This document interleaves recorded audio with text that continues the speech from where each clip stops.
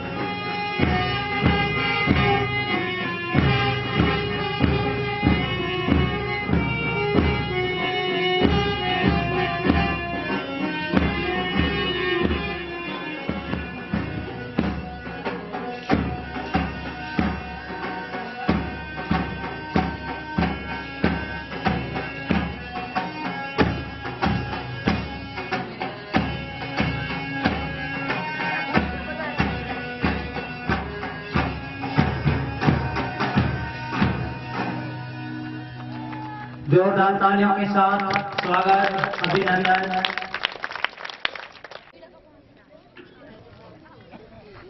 भक्ति और शक्ति की कर्मस्थली बालेश्वर सत्ता की अमर ज्योति संस्कृति का अनूठा स्थान सहयोग और अपनायत के रूप में बालेश्वर सत्ता की पावन धरा पर ऐसे ही हठ योग प्रेरणा योगी राज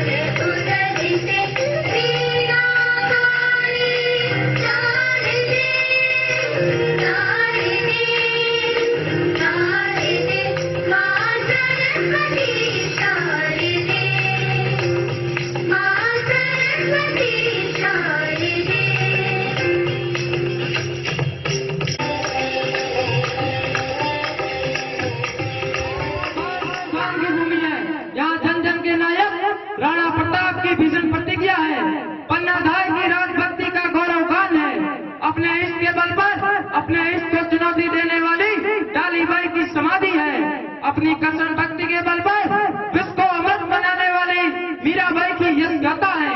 अपनी तलवार के बल पर युद्ध जीतने वाले वचन के धनी, जन जन के रक्षक शेखावटी प्रदेश के राजा शेखो जी की अमर गाथा है।